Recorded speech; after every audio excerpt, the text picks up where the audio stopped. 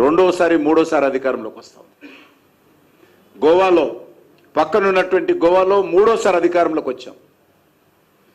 ఓట్లు పెంచుకున్నాము, సీట్లు పెంచుకున్నాం గోవాలో. ఆ ఎన్నికల్లో నేను మొత్తం అక్కడ ఉన్నాను. గుజరాత్లో ఆల్మోస్ట్ మరి వరుసగా గత 5-6 టర్మ్స్గా భారతీయ జనతా పార్టీ వరుసగా గెలుస్తూ ఉంది. హర్యానాలో రెండోసారి అధికారంలోకి వచ్చాం. మహారాష్ట్రలో ఈరోజు చూస్తే మూడోసారి అధికారంలోకి వచ్చాం. మధ్యప్రదేశ్లో అనేక దఫాలుగా అధికారంలోకి వస్తూ ఉన్నాం. యూపీ ఎలక్షన్ చూసినట్లయితే రెండోసారి అధికారంలోకి వచ్చాం. ఉత్తరాఖండ్లో రెండోసారి అధికారంలోకి వచ్చాం. అస్సాంలో రెండోసారి అధికారంలోకి వచ్చాం. ఈ రకంగా అనేక రాష్ట్రాలలో భారతీయ జనతా పార్టీ మేము చేసినటువంటి పనిని నరేంద్ర మోడీ గారి నేతృత్వంలో ప్రజలకు చూపించి అధికారంలోకి వచ్చాము.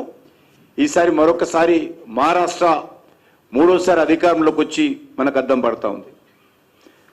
ఈరోజు కాంగ్రెస్ పార్టీ 3 రాష్ట్రాలకే పరిమితమైంది. గ్యారంటీల పేరుతో మభ్యపెట్టినటువంటి తెలంగాణ, గ్యారంటీల పేరుతో మభ్యపెట్టినటువంటి కర్ణాటక, గ్యారంటీల పేరుతో దివాలా తీసినటువంటి హిమాచల్ ప్రదేశ్, 3 రాష్ట్రాలకే ఈరోజు కాంగ్రెస్ పార్టీ పరిమితమైంది.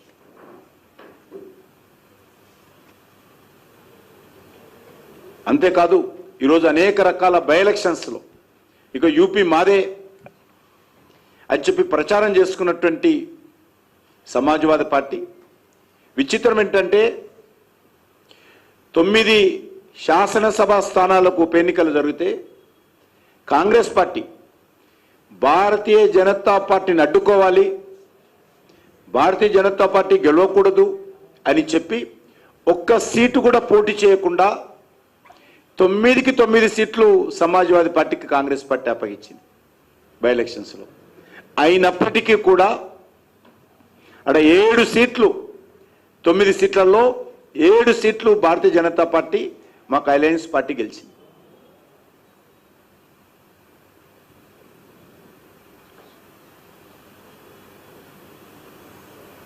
మహారాష్ట్రలో గత ఎన్నికల్లో 44 సీట్లు గెలిచినటువంటి కాంగ్రెస్ పార్టీ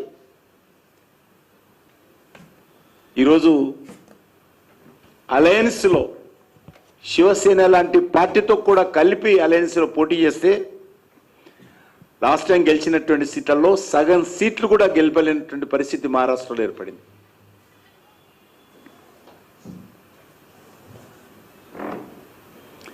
చాలా నవ్వు వస్తుంది మహారాష్ట్ర ఎన్నికలు చూస్తే. ఎన్నికలు ఫలితాలు రాకముందే బాంబే ఎయిర్పోర్ట్లో 4 విమానాలు సిద్ధం చేసి పెట్టారు. 4 విమానాలు, పైలట్స్ కూడా వచ్చి కూర్చున్నారు విమానాలలో. ఎమ్మెల్యేలకు కావాల్సినటువంటి భోజనాలు కూడా విమానాలలో రెడీ చేశారు. ఫలితాలు రాగానే వాళ్ళందరినీ, తెలంగాణ రాష్ట్రాన్ని కొంతమందిని, కర్ణాటక కొంతమందిని తరలించేటువంటి అద్భుతమైనటువంటి ప్లానింగ్, ప్రజల ఆలోచనను, ప్రజల నాడిని పసిగట్టలేనటువంటి కాంగ్రెస్ పార్టీ పథకాలు సిద్ధం చేసుకొని ఈరోజు దేశ ప్రజల ముందు మరోసారి నవ్వులోపాలైంది.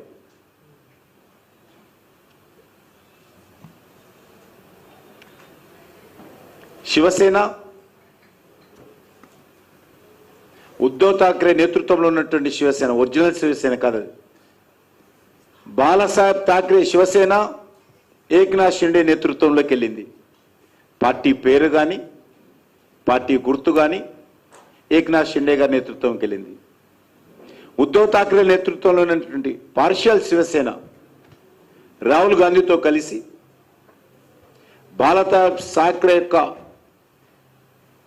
సిద్ధాంతాలకు, ఆయన లక్ష్యాలకు, ఆయన స్ఫూర్తికి విరుద్ధంగా కాంగ్రెస్ పార్టీతో ఓటు బ్యాంక్ రాజకీయాలు పాల్పడేటువంటి వ్యక్తులతో, శక్తులతో కలిసినందుకు మహారాష్ట్ర ప్రజలు ముఖ్యంగా బాలాసాహెబ్ ఠాక్రే శివసేన అధినేత బాలాసాహెబ్ ఠాక్రే పట్ల విశ్వాసం ఉండేటువంటి ఓటర్లందరూ కూడా మూకుమ్మడిగా నరేంద్ర మోడీ గారి నేతృత్వంలోని ఎన్డీఏ పార్టీలకు మద్దతు ఇచ్చారు. ఇది చాలా మార్పు, స్పష్టమైనటువంటి మార్పు మహారాష్ట్రలో కనిపించింది. బాలాసాహెబ్ ఠాక్రే కొడుకైనటువంటి ఉద్ధవ్ ఠాక్రే, మనోడైనటువంటి ఆదిత్య ఠాక్రే, వీళ్ళ మాటలను లెక్క చేయకుండా ప్రజలు బాలాసాహెబ్ ఠాక్రే మీద ఉన్నటువంటి అభిమానంతో,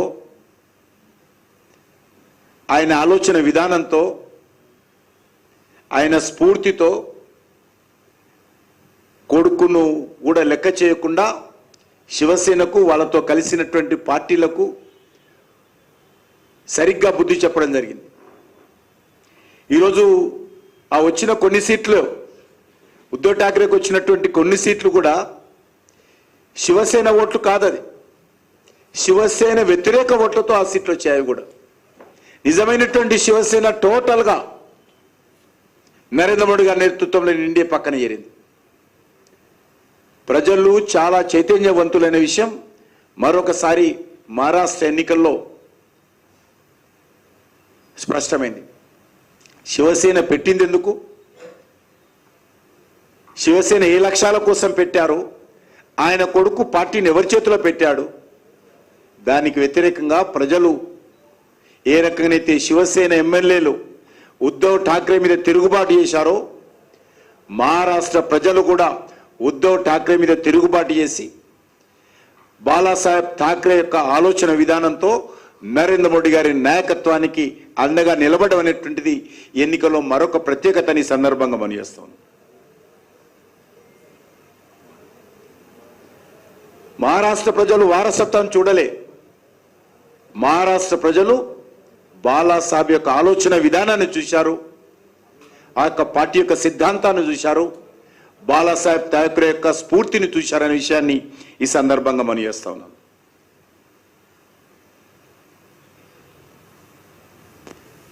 మహారాష్ట్ర ఎన్నికల్లో రాజకీయ అవకాశవాదం, అహంకారంతో మునిగిపోయేటువంటి నావనెక్కినటువంటి కాంగ్రెస్ పార్టీ కానీ, ఉద్ధవ్ ఠాక్రేను కానీ రాజకీయ కురువృద్ధుడుగా నా కనుసైగల్లో మహారాష్ట్ర నడుస్తుందని, నా కనుసైగల్లో మరాఠవాడ ఉంటుందని ప్రగల్భాలు పలిపెట్టేటువంటి శరద్ పవార్ గారి పట్ల కూడా ప్రజలు ఏ రకంగా తీర్పునిచ్చారో మనము అర్థం చేసుకోవచ్చు.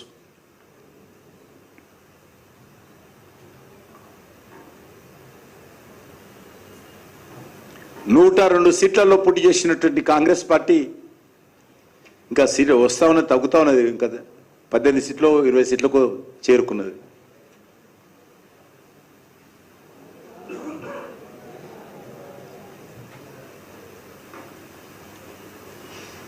ఈరోజు మనం చూస్తా ఉన్నాం, దేశంలో ఇటీవల జరిగినటువంటి హర్యానా, జమ్మూ కాశ్మీర్ ఎలక్షన్ చూసాం.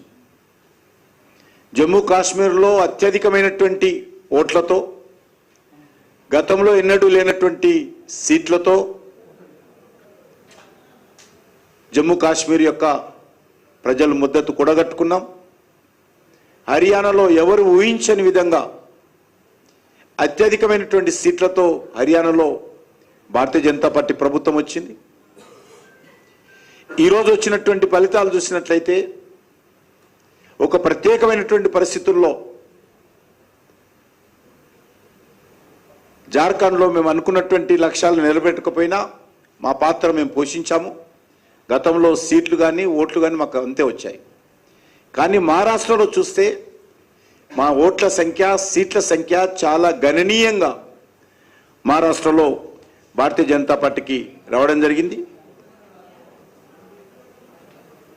ఈరోజు గ్రామీణ ప్రాంతాలు తీసుకున్నట్లయితే మహారాష్ట్రలో 138 సీట్లుంటే వీళ్ళందరూ కలిసి 28 సీట్లకు వచ్చాయి. మాకు బీజేపీకి 138 సీట్లు వస్తే రూరల్ ఏరియాలో కాంగ్రెస్ పార్టీ నేతృత్వంలోని మరి కూటమికి 28 సీట్లు వచ్చాయి. ఇంకా తగ్గుతూ ఉన్నాయి చూస్తూ ఉంటే. ఈరోజు చూస్తుండాలి, సంజయ్ రౌత్ అన్నటువంటి ఒక పనికిరాని ఒక రాజకీయ నాయకుడు ఉన్నాడు. ఆయన కనీసం చెప్పడానికి సిగ్గు అనిపించదు ఆయనకు. ఈవీఎంస్ మేనేజ్ చేశారు, ఈవీఎంస్ కుట్ర చేశారు. మరి జార్ఖండ్లో ఎందుకు మాట్లాడావు కుట్ర జరిగినప్పుడు? గత పార్లమెంట్ ఎలక్షన్స్లో మెజార్టీ వచ్చింది కదా మీకు మహారాష్ట్రలో. అప్పుడు ఈవీఎంలు పనిచేయలేదా? అప్పుడు ఈవీఎంలు పొరపాటు లేదు. ఈ దేశంలో చాలా అలవాటైంది కాంగ్రెస్ పార్టీకి, అలా సంబంధించినటువంటి కొన్ని పార్టీలకు. రాహుల్ గాంధీతో సహా మొన్న పార్లమెంట్ ఎలక్షన్స్లో కూడా పొరపాటు జరిగిందని ఎలక్షన్ కమిషన్ మీద విపరీతంగా తప్పుడు ప్రచారం చేశారు. వాళ్ళు గెలిస్తే తెలంగాణలో ఈవీఎంలు బాగున్నట్టు, వాళ్ళు గెలిస్తే కర్ణాటకలో ఈవీఎంలు బాగున్నట్టు, వాళ్ళు గెలిస్తే హిమాచల్ ప్రదేశ్లో ఈవీఎంలు బాగున్నట్టు, వాళ్ళు జార్ఖండ్ ముక్త్ మోర్చా జార్ఖండ్లో గెలిస్తే ఈవీఎంలు బాగున్నట్టు, బీజేపీ గెలిస్తే ఈవీఎంలు ట్యాంపరింగ్ జరిగినట్టు ఒక అలవాటు కాంగ్రెస్ పార్టీకి అయింది.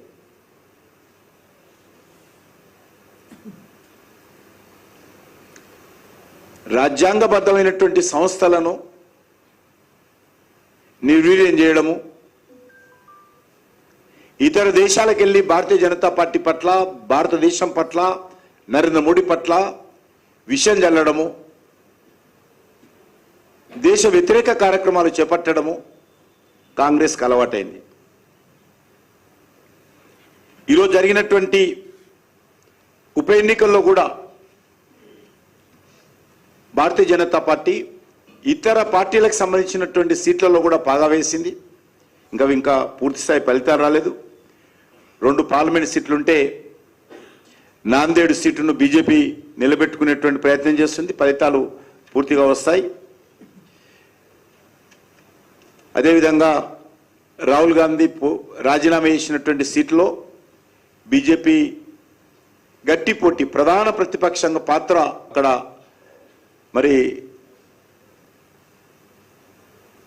సోనియా గాంధీ కుటుంబ సభ్యురాలైనటువంటి ప్రియాంకకు పోటీగా బీజేపీ ఒక సాధారణ మహిళా కార్యకర్తను పోటీ పెట్టి నిలబడడం జరిగింది. ఓవరాల్గా దేశమంతా కూడా ఈరోజు, ఎందుకంటే మహారాష్ట్ర చాలా కీలకమైనటువంటి రాష్ట్రం మన దేశంలో.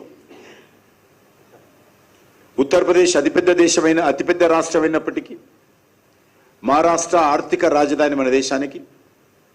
అటువంటి రాష్ట్రంలో భారతీయ జనతా పార్టీ ఈరోజు 3వసారి అధికారంలో రావడం అనేటువంటిది భారతీయ జనతా పార్టీ పట్ల, నరేంద్ర మోడీ గారి నాయకత్వం పట్ల మరి ప్రజల యొక్క విశ్వాసానికి అద్దం పడుతుందని చెప్పి మనవి చేస్తూ, నేను మహారాష్ట్ర ప్రజలకు తెలంగాణ భారతీయ జనతా పార్టీ తరఫున, తెలంగాణ ప్రజల తరఫున హృదయపూర్వకమైనటువంటి కృతజ్ఞత తెలియజేస్తా ఉన్నాను.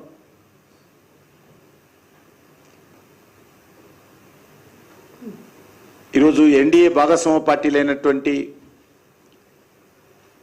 పార్టీలకు నాయకత్వం వహించినటువంటి దేవేంద్ర ఫడ్నవీస్ గారికి, ఏక్నాథ్ షిండే గారికి, అజిత్ పవార్ గారికి కూడా శుభాకాంక్షలు తెలియజేస్తా ఉన్నాను. ధన్యవాదాలు.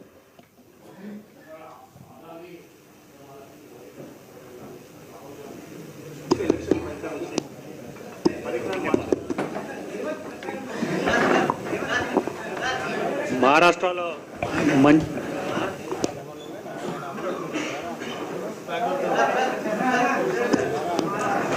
ఇప్పుడు ఒకటి గుర్తుపెట్టుకోండి,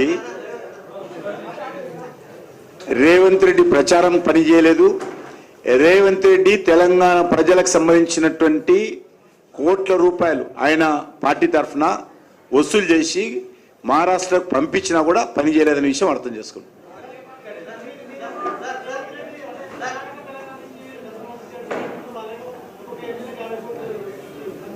ఎవరంటున్నారు?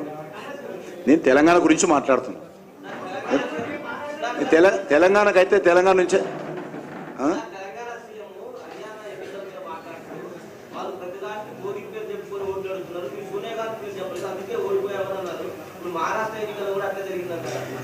ఇప్పుడు అది ఆయన అడగాల ప్రశ్న. ఇప్పుడు రాహుల్ గాంధీ ఎక్కడెక్కడ అడుగు పెడితే, ఎక్కడెక్కడ ప్రచారం చేస్తే, ఇక్కడ తెలంగాణలో టిఆర్ఎస్ పోవాలని ప్రధానమైనటువంటి లక్ష్యము, కాంగ్రెస్ పార్టీ ఇచ్చినటువంటి 6 గ్యారంటీలు రెండవ లక్ష్యం. ఈ రెండింటి కారణంగా తెలంగాణలో కాంగ్రెస్ పార్టీ కోటేశారు తప్ప రాహుల్ గాంధీకో, సోనియా గాంధీకో, రేవంత్ రెడ్డికో ఓట్లేదు. ఒకటి టిఆర్ఎస్ పోవాలి అనేటువంటి ప్రధానమైనటువంటిది ఒకటి. రెండవది కాంగ్రెస్ పార్టీ ఇచ్చినటువంటి 6 గ్యారంటీలు. ఈ రెండింటి కారణం గెలిచారు తప్ప ఈరోజు హర్యానాకు సోనియా గాంధీ పేరు చెప్పలేదాను, హర్యానాలో రాజీవ్ గాంధీ పేరు చెప్పలేదాను. మరి మొన్న మొత్తం ఈ ప్రచారం చేసింది కదా రాహుల్ గాంధీ, మరి ఎందుకు గెలవలేదు మహారాష్ట్రలో?